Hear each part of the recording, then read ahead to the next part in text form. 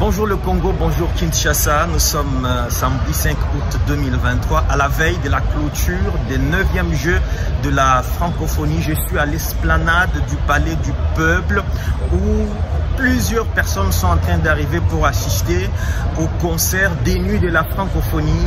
Des familles entières arrivent ici, des personnes venues de toutes les communes de la capitale congolaise. J'ai vu des sœurs catholiques, j'ai vu des vieux, des jeunes, des papas, des mamans, des enfants. C'est dire que ce soir encore, comme hier, comme avant-hier, il y aura du spectacle, mais surtout, il y aura du monde.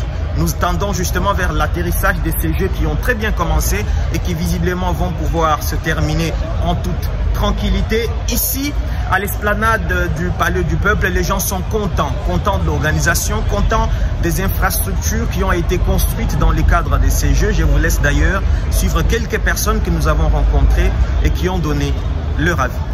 Nous sommes là parce que nous savons qu'il y a un grand événement qui est en train de se passer dans notre pays, dans notre capitale, Kinshasa.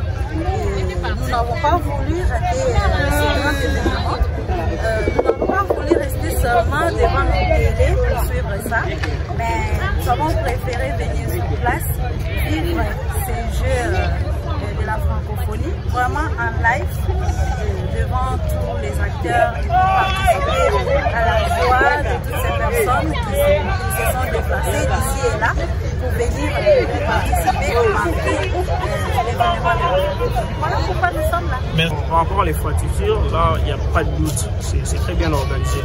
Mais concernant la billetterie, prochainement, ils devront faire des efforts parce qu'il y a trop de monde et puis il n'y a pas assez de billets pour tout le monde.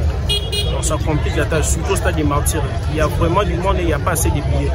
Donc on arrive là, on ne peut pas entrer, on a l'argent mais on ne peut pas acheter des billets. Parce que... Et donc le programme des clôtures de ces Jeux prévoit surtout cette finale du côté messieurs, finale de football qui va se dérouler ce dimanche au stade des Martyrs de la Pentecôte. La RDC, comme vous le savez, avait été déjà éliminée de cette compétition. Mais au-delà de ça, il va y avoir également du spectacle, de la lumière, de la musique et des discours.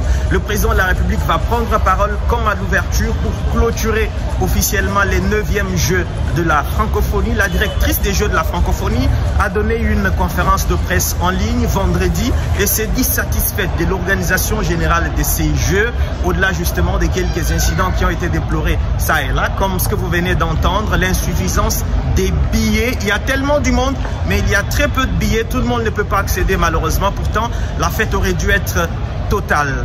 Nous restons avec vous pour vous proposer la suite de tous les événements ici à Kinshasa, la succession justement de ce qui est organisé dans le cadre de ces Jeux, dans l'espoir justement que vous ne ratez rien et que vous partagez tous nos contenus. Merci et à très bientôt.